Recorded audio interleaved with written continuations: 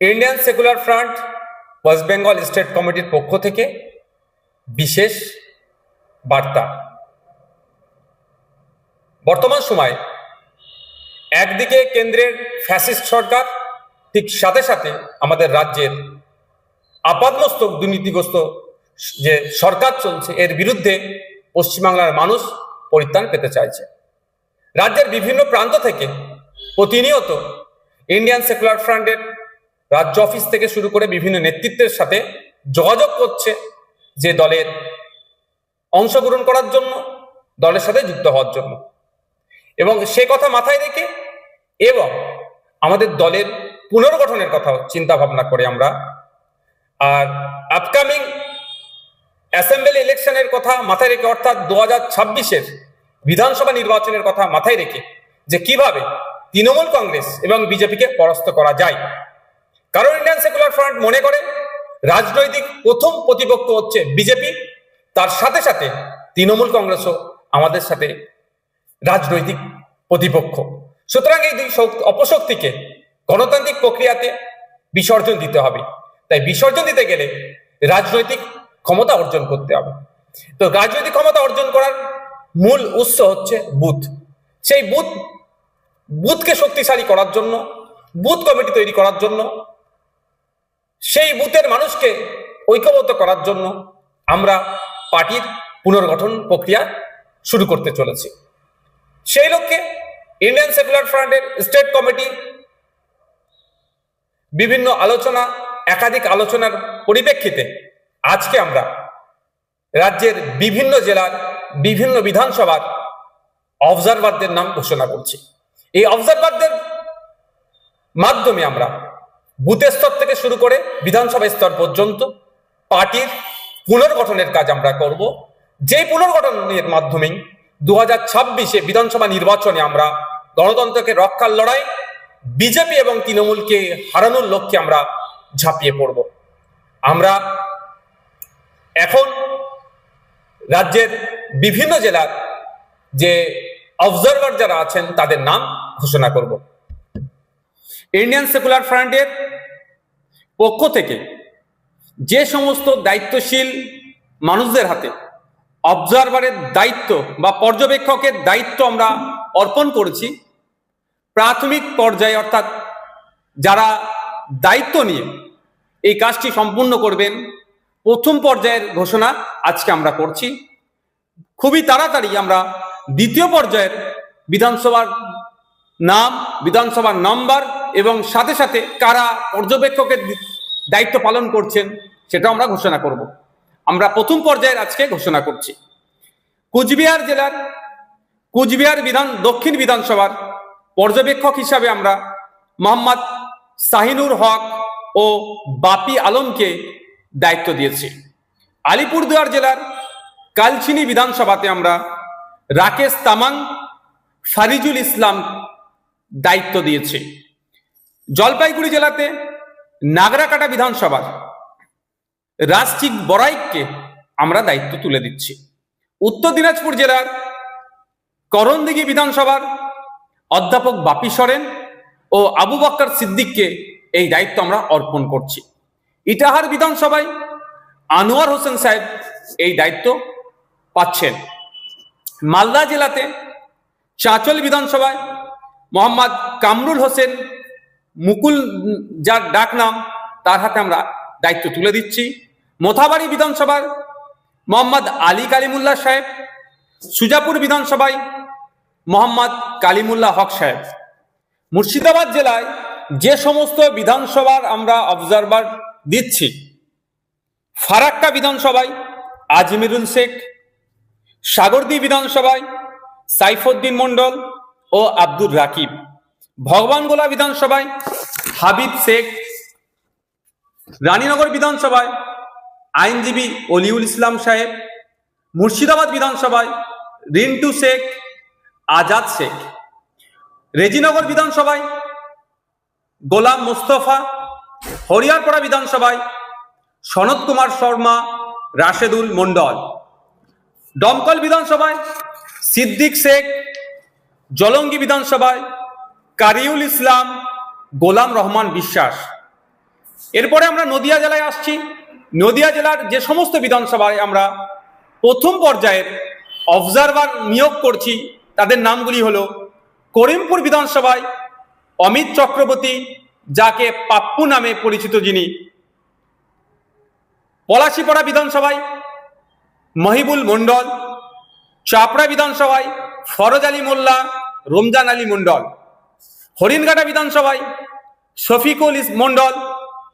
এরপরে আমরা আসছি উত্তর 24 পরগনা জেলার বাগদা বিধানসভায় বাকিবিল্লা মণ্ডল; বনগাঁ উত্তর বিধানসভায় রানা মুখার্জি; বাদুরিয়া বিধানসভায় মোহাম্মদ কুতুবুদ্দিন ফাতেহি; হাবড়া বিধানসভায় সাবির আলী মণ্ডল; অশোকনগর বিধানসভায় তাপস ব্যানার্জি; আমডাঙ্গা বিধানসভায় বিশ্বজিৎ মাইতি; মধ্যমগ্রাম বিধানসভায় আইনজীবী মোহাম্মদ জামির হোসেন; দেগঙ্গা বিধানসভায় শামসুর আলী মল্লিক; হাড়োয়া বিধানসভায় আইনজীবী পিয়ারুল ইসলাম সাহেব; সন্দেশখালী বিধানসভায় আইনজীবী পৃথিরাজ বিশ্বাস ও মফিজুল মোল্লা সাহেব; বসিরহাট উত্তর বিধানসভায় মোহাম্মদ মুসা কালিমুল্লাহ। দক্ষিণ 24 পরগনা জেলায় প্রথম পর্যায়ে যে সমস্ত বিধানসভার অবজারভার পশ্চিমবঙ্গ রাজ্য কমিটি এবং কেন্দ্রীয় কমিটি নিযুক্ত করেছেন তার নামগুলো আমি ঘোষণা করছি। গোসাবা বিধানসভার ক্ষেত্রে প্রশান্ত নায়েক; কুলতলি বিধানসভার ক্ষেত্রে শহীদুল ইসলাম মোল্লা; পাথর প্রতিমা আব্দুল গফফার মোল্লা; কুলপি আব্দুল মালেক মোল্লা; রায়দিঘি আব্দুল মালেক মোল্লা; মন্দির বাজার আমি মোহাম্মদ নওসাদ সিদ্দিকী; জয়নগর অনির্বাণ তলাপাত্র; বারাইপুর পূর্ব জয়দীপ গায়েন;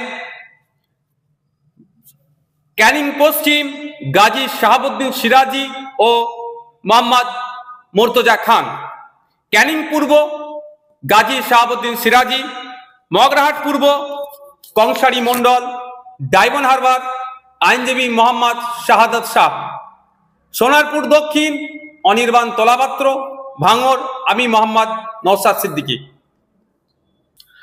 হাওড়া জেলার যে সমস্ত বিধানসভায় এবং যাদেরকে প্রথম পর্যায়ে অবজারভার হিসাবে নিয়োগ করছি তাদের নাম এবং বিধানসভার নামও আমি উল্লেখ করছি। হাওড়া মধ্য বিধানসভায় নাসির খান; হাওড়া দক্ষিণ আইনজীবী শাহজাদা পারভেজ ও শেখ আব্দুল রাকিব; সাঁকরাইল শেখ নাজিম; পাঁচলা মুজিবুর রহমান; উলুবেড়িয়া পূর্ব নাসিরউদ্দিন মণ্ডল; উলুবেড়িয়া উত্তর শেখ মোহাম্মদ ইকবাল; উলুবেড়িয়া দক্ষিণ আফতাব উদ্দিন মোল্লা; শ্যামপুর শেখ কামাল উদ্দিন; বাগনান তুষারেফ মল্লিক ডাকনাম মুজিবর; আমতা আমাদের নাসিরউদ্দিন মীর; জগৎবল্লভপুর নাসিরউদ্দিন মীর; ডোমজুর আইনজীবী শেখ সাবির আহমেদ। হুগলি জেলার ক্ষেত্রে যে সমস্ত অবজারভার আমরা এবং যে সমস্ত বিধানসভায় আমরা নিয়োগ দিচ্ছি তার সেগুলি হলো: চণ্ডীতলা শাহরিয়ার মল্লিক; ধনেখালি জিয়াউর রহমান মণ্ডল মিঠু; তারকেশ্বর বাবু মিদ্দা; পুরসুরা সিরাজুল ইসলাম মিদ্দা; খানাকুল সাদ্দাম হোসেন। এছাড়াও পূর্ব মেদিনীপুরে যে সমস্ত বিধানসভার ক্ষেত্রে আমরা নিয়োগ দিচ্ছি অবজারভার: পাঁশকুড়া পশ্চিম শেখ আকবর আলী, তার সাথে শেখ শামসুর আলম; ময়না বিধানসভায় আমিনুল ইসলাম; নন্দকুমার বিধানসভায় শেখ সিরাজ আলী; হলদিয়া বিধানসভায় শেখ আতিয়ার রহমান ও নাসির আলী; নন্দীগ্রাম বিধানসভায় মৌলানা সবে মিরাজ খান ও কালু মল্লিক। ঝাড়গ্রাম বিধানসভার ক্ষেত্রে আমরা ঝাড়গ্রাম বিধানসভাতে সুভাষ হেমব্রম ও বিনপুর বিধানসভায় অধ্যাপক বাপি সরেন; পশ্চিম মেদিনীপুর চন্দ্রকোনাতে লক্ষ্মীকান্ত হাঁসদা; গড়বেতা বিধানসভায় রমজান আলী খান ও মোহন টুডু। শালবনী বিধানসভাতে লক্ষ্মীকান্ত হাসদা। পুরুলিয়া জেলার যে সমস্ত বিধানসভাতে আমরা অবজারভার নিয়োগ করছি, পুরুলিয়া বিধানসভা মোহাম্মদ ওয়ারিস আনসারি, কাশীপুর বিধানসভা আনন্দ পরামানিক, পাড়া বিধানসভা গৌরীশ রায়। বাঁকুড়া জেলার আমরা এই প্রথম পর্যায়ে দুটো বিধানসভায় অবজারভার নিয়োগ করছি। প্রথমটি হলো তালডাংরা বিধানসভা, অবজারভার হিসাবে মোহাম্মদ জুলকার খান। দ্বিতীয়টি হলো বিষ্ণুপুর বিধানসভা, মেহেরুল আলম। পূর্ব বর্ধমানে এই মুহূর্তে আমরা একটি বিধানসভার অবজারভার নিয়োগ করছি। দ্বিতীয় পর্যায়ে আমরা আরো বেশ কয়েকটি বিধানসভায় আমরা আশা করছি অবজারভার নিয়োগ করব দ্রুত। পূর্বস্থলী উত্তর মৌলানা জাকির গায়েন সাহেব। বীরভূম জেলার যে সমস্ত বিধানসভাগুলি আছে, প্রথম পর্যায়ে আমরা দুটি বিধানসভায় অবজারভার নিয়োগ করছি। প্রথমটি দুবরাজপুর বিধানসভায় মনিসুর রহমান খান, যিনি অবজারভারের দায়িত্ব পালন করবেন। দ্বিতীয়টি মুরারই বিধানসভা, হজরত আলী নামে যিনি আছেন তিনি অবজারভারের দায়িত্ব গ্রহণ করবেন।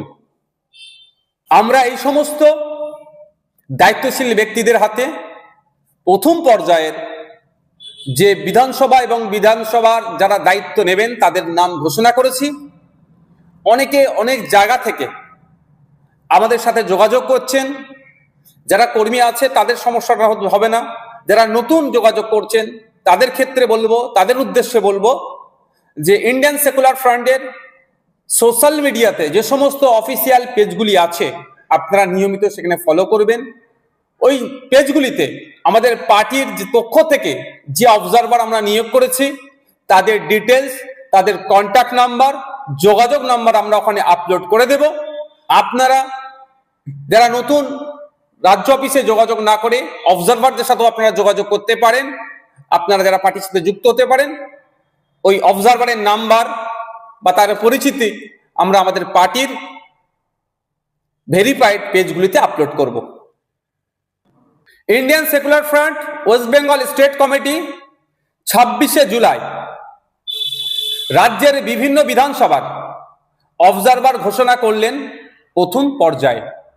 দ্বিতীয় পর্যায়ে আমরা খুবই শীঘ্রই বাকি কোন কোন সিটে অবজারভার আমাদের দেওয়া হচ্ছে সেটাও আমরা ঘোষণা করব।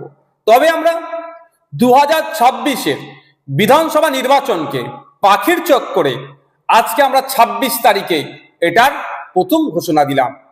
আমাদের লক্ষ্য উদ্দেশ্য 2021 সালে পার্টির পিরজাদা আব্বাস সিদ্দিকীর হাত ধরে সূচনা হলে সেই সময় মানুষের কাছে সেই ব্যাপকভাবে আমরা পৌঁছাতে পারিনি। যত দিন যাচ্ছে আমাদের পার্টির বিভিন্ন স্তরের কর্মীদের, দায়িত্বশীলদের পারফরমেন্সের বেসিসে সাধারণ মানুষ আমাদেরকে আপন করে নিচ্ছে। তাই আমরা সাধারণ মানুষের ভালোবাসা, দোয়া, আশীর্বাদ দিয়ে 2026-এর বিধানসভা নির্বাচনে গণতন্ত্রকে রক্ষার লড়াইয়ে, গণতান্ত্রিক প্রক্রিয়াতে ঝাঁপিয়ে পড়ব। সাধারণ মানুষের দোয়া, আশীর্বাদ তথা ভোট নিয়ে আমরা ডবল ডিজিটে যাতে পৌঁছাতে পারি তার সর্বোচ্চ চেষ্টা করব।